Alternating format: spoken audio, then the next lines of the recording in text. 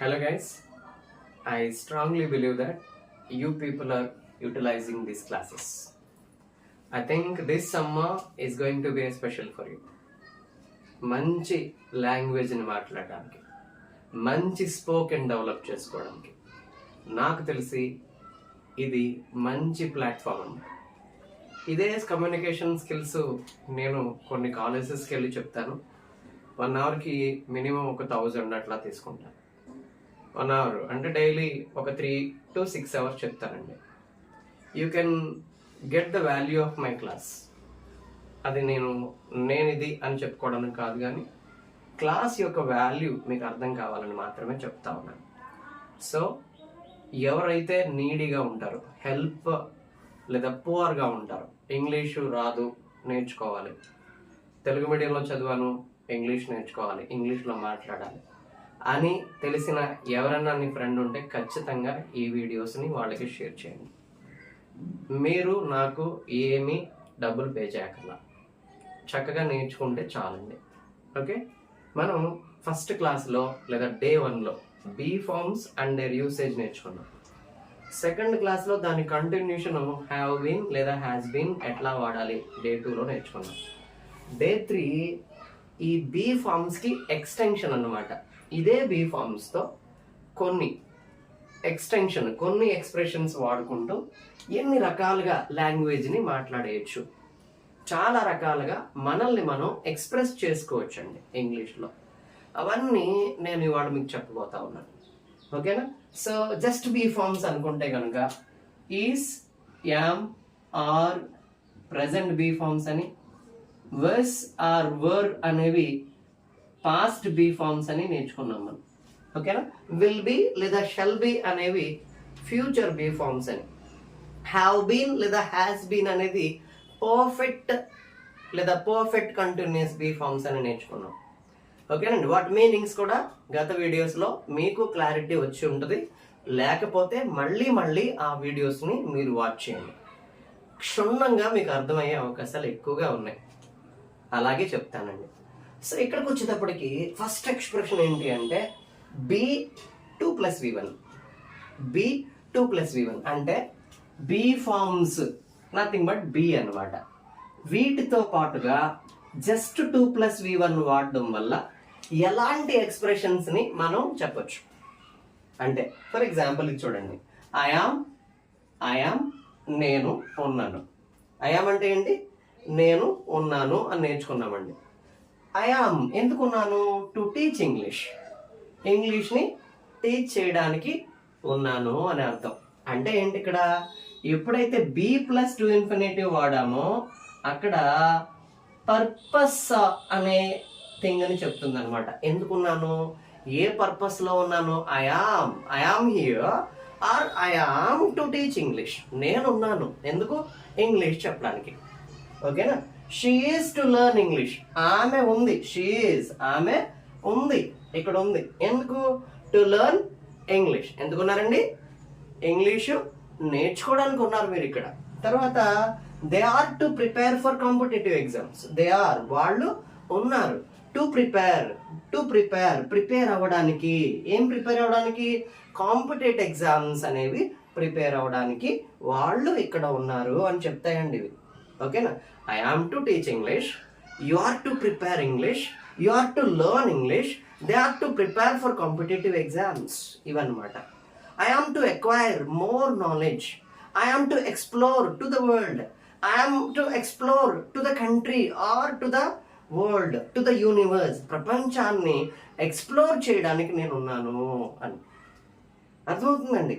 I am, we are, they are, you are, she is, he is, it is. నేనున్నాను, తనుంది, ఆమె ఉంది, వాళ్ళు ఉన్నారు, నీ ఉన్నావు, you are. ఎందుకు? You are to live happily, I am to live happily. నేను హ్యాపీగా బ్రతకడానికి ఉన్నాను అంటే. I am to give knowledge to the students. నేను స్టూడెంట్స్కి నాలెడ్జ్ ఇవ్వడానికి ఉన్నాను. నేను కాలేజీలో ఎందుకు ఉంటాను? I am to give knowledge, I am to share my knowledge, I am to inform what they do not know, I am to make sure what they do not know. అంతే. అంటే నేను వాళ్ళని ఒక పర్ఫెక్ట్గా లేదా ష్యూర్గా చేయడానికి ఉన్నానండి. ఓకేనండి, ఎంత మంచి ఎక్స్ప్రెషన్ చూసారా? I am to teach English, I am to give knowledge, I am to explore myself, I am to provide lot of knowledge for the students, all these things. ఓకేనా? You are to learn, you are to receive, she is to receive from me, she is to acquire. ఇవన్నీ కూడా ఎంత బాగున్నాయి చూసారు expression. ఒకే ఒక expression చెప్పాను నేను. I am are we are, they are, you are, 2 + V1 plus object లేదా extra sentence, అంతే. అలా వాడుకుంటే ఎన్ని పదాలు, ఎన్ని సెంటెన్సెస్ చెప్పేయచ్చు చూసారా. తర్వాత ఇంకొక ఎక్స్ప్రెషన్ నేను చెప్తాను చూడండి. సో కొన్ని example. He is to get an IAS. He is, అతను ఉన్నాడు, టు గెట్ అన్ IAS, లైబ్రరీలోనే కూర్చుంటాడు. He is in library, he is in library to get an IAS. లైబ్రరీలో ఉన్నాడు, అలా అలా చదువుతూనే ఉన్నాడు. ఎందుకు? IAS అవ్వడానికి. Okay, so then she was to settle in her life. She was to settle in her life. ఆమె ఎందుకుంది? To settle in her life. ఏ దుబాయో వెళ్ళారు, ఏ సింగపూర్లో వెళ్ళారు పాపం, అక్కడ ఉంటా ఉంది. ఎందుకు? To settle in her life. మంచి లైఫ్లో సెటిల్ అవ్వడానికి, మంచి భవిష్యత్తును పిల్లలకి ఇవ్వడానికి. She was to give life for her children. అంటే ఒకప్పుడు ఉంది అక్కడ, ఒకప్పుడు ఉండేది. ఎందుకు? To settle in her life. ఇప్పుడు సెటిల్ అయింది, హ్యాపీగా వెనక్కి వచ్చేసింది. వర్స్ ఆర్ వర్ అంటే పాస్ట్లో ఉండేవాళ్ళం. ఎందుకు? To settle in her life, to earn money, to get a good life for her children, to make a good life for her children, అట్లా అనొచ్చండి. ఓకేనండి. he was to earn money. he was, అతను ఉండేవాడు అక్కడ, అతను అక్కడ నివసించేవాడు. ఎందుకు? to earn money, మనీని earn చేసుకోవడానికి అనమాట. ఇది B + 2 + V1 అనే ఒక ఎక్స్ప్రెషన్కి అర్థం అనమాట. చూసారా? I hope you have understood. అర్థమైంది అనుకుంటున్నాను. తర్వాత B about 2 + V1 అంటే ఏంటి? బి అబౌట్ 2 + V1 అంటే నథింగ్ బట్ అబౌట్ 2 అనే ఎక్స్ప్రెషన్ ఏం చెప్తుంది అంటే ఇమిడియట్ ఫ్యూచర్ అన్నమాట. ఇమిడియట్ అంటే వెంటనే చేసేటటువంటి యాక్షన్ చెప్తుంది అనమాట. ఇమిడియట్ ఫ్యూచర్ అంటే ఈ యాక్షన్ని నేను వెంటనే చేస్తాను, వెంటనే స్టార్ట్ చేస్తాను, వెంటనే అక్కడికి వెళ్తాను అంటే వితిన్ సెకండ్స్లో ఈ యాక్షన్స్ నేను చేస్తాను అనుకున్నప్పుడు I'm about to, she is about to, they are about to, we are about to, you are about to, he is about to అని వాడుకోవాలి. మౌనిక ఈజ్ అబౌట్ టు, అట్లా వాడుకోవాలండి. చూసారా? కొన్ని ఎక్స్ప్రెషన్స్, కొన్ని ఎగ్జాంపుల్ చూద్దాం చూడండి. Be about to. బీ అంటే చెప్పాను కదా, be forms. I am about to, I was about to, she was about to, they were about to, they are about to. అట్లా అంటే బీ ఫామ్తో పాటుగా అబౌట్ టు వస్తే అబౌట్ టు అని express చేస్తున్నాం కాబట్టి మ్యాక్సిమం ఈజ్ యామార్తో ఎక్కువగా వాడతాం. ఓన్లీ రిటర్న్ ఫార్మెట్లో పాస్ట్ టెన్సెస్ రాసేటప్పుడు వాజ్ ఆర్ వర్ వాడుకుంటాం.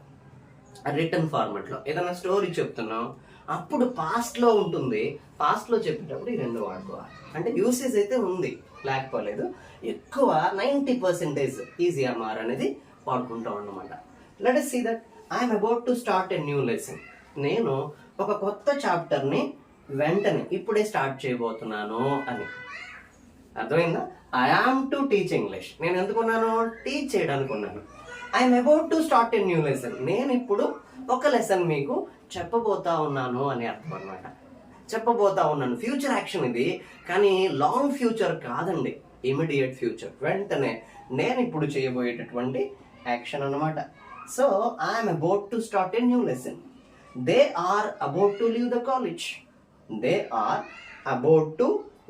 కాలేజ్. వాళ్ళు ఇప్పుడు కాలేజ్ నుంచి వెళ్ళిపోతున్నారు. డిస్పర్సల్ టైం అయిపోయింది, కాలేజ్ టైం ఎండ్ అయిపోయింది. వాళ్ళు they are about to leave the college. ఓకేనా? I'm about to eat chicken today. I'm about to leave you. నేను నిన్ను విడిచిపెట్టి వెళ్ళబోతా ఉన్నాను. I'm about to right something on the board. నేను ఇప్పుడు బోర్డు మీద ఒకటి రాయబోతా ఉన్నాను. I'm about to preach you a word of God. దేవుని మాటలు నేను మీకు చెప్పబోతా ఉన్నాను. ఇలా చాలా విధాలుగా I'm about to, she is about to, they are about to అని ఇమీడియట్ గా జరిగే ఇన్సిడెంట్ని చక్కగా ఈ ఎక్స్ప్రెషన్ ద్వారా చెప్పొచ్చు. I hope you have understood, right? So next expression ఏంటి? Be going to plus V1.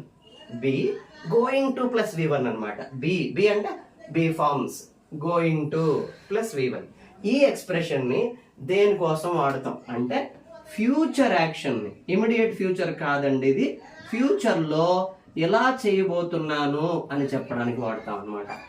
Future లో ఎలా చేయబోతా ఉన్నాను. ఇక్కడ will or shall plus V1 కూడా వాడుకోవచ్చు కావాలనుకుంటే. I will go there, I am going to go there.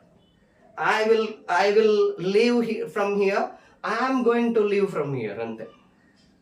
I am leaving for Delhi, I am going to leave for Delhi, అట్లా. అంటే ఫ్యూచర్లో నేను ఈ యాక్షన్ని చేయబోతా ఉన్నాను అంటే I'm going to watch a movie to night. ఈ రాత్రి నేను ఒక మూవీ చూడబోతున్నాను, ఫ్యూచర్లో ఈ యాక్షన్ చేస్తాను. People are going to cast their vote. ఇవాళ ఎలక్షన్ సీజన్ కదా, so people are going to cast అంటే ఓటు వేయడం అనమాట. క్యాస్ట్ అంటే ఓటు వేయడము. People are going to cast their vote. People will cast their vote అని కూడా చెప్పచ్చు. అంటే ప్రజలు ఓటు వేయబోతున్నారు.